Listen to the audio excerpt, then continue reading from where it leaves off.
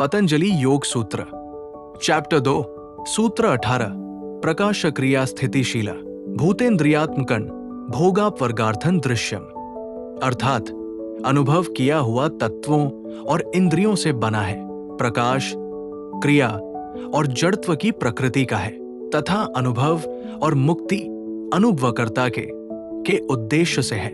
आइए विस्तार से समझते हैं। अनुभव अर्थात प्रकृति तत्वों और इंद्रियों से बनी है।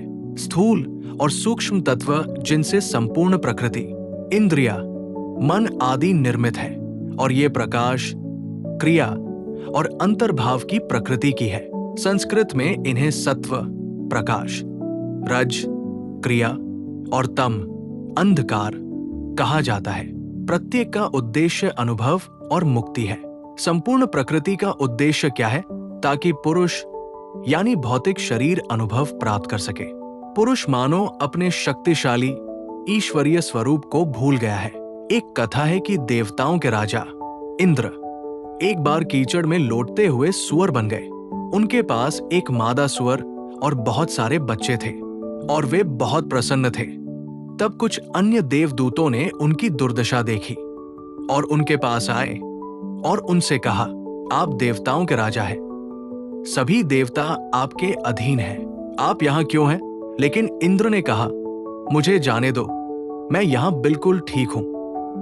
जब तक मेरे पास ये सुअरनी और ये छोटे सुअर हैं, मुझे स्वर्ग की कोई परवाह नहीं है। बेचारे देवता समझ नहीं पा रहे थे कि क्या करें। कुछ समय बाद उन्होंने धीरे धीरे आकर एक छोटे सुअर को, फिर दूसरे को तब तक मारने का निश्चय किया जब तक कि वे सभी सुअरों और सुअरनी को भी नहीं मार देते।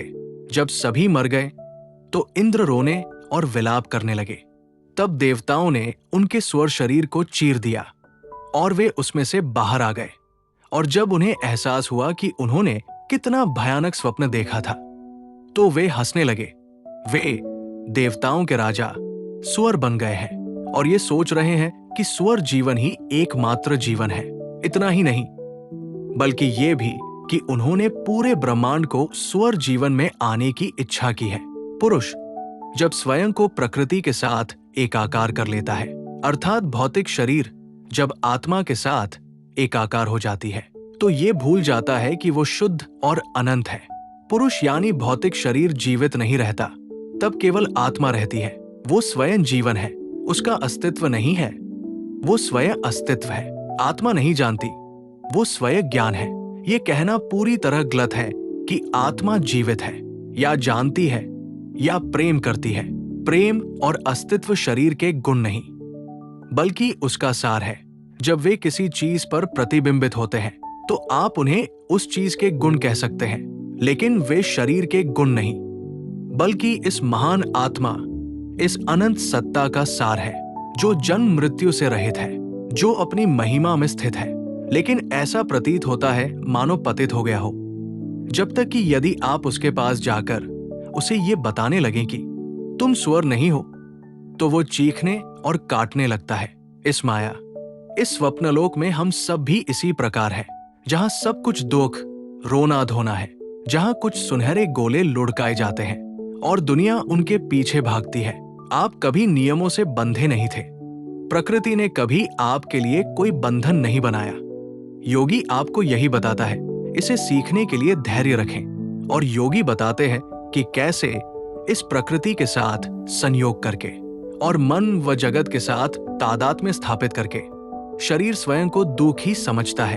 फिर योगी बताते हैं कि इससे बाहर निकलने का मार्ग अनुभव के माध्यम से है। तुम्हें ये सब अनुभव प्राप्त करना है, लेकिन इसे शीघ्रता से समाप्त करना है। हमने स्वयं को इस जाल में फंसा लिया है और हमें इससे बाहर निकलना होगा। हम स्वयं इस जाल में फंस गए हैं और हमें अपनी मुक्ति के लिए प्रयास करना होगा। इसलिए पति पत्नी, मित्रों और अल्प प्रेमों का ये अनुभव प्राप्त करो। और यदि तुम कभी ये नहीं भूलोगे कि तुम वास्तव में क्या हो, तो तुम इनसे सुरक्षित रूप से पार पा जाओगे। कभी मत भूलो कि ये केवल एक क्षणिक अवस्था है और हमें इससे गुजरना है।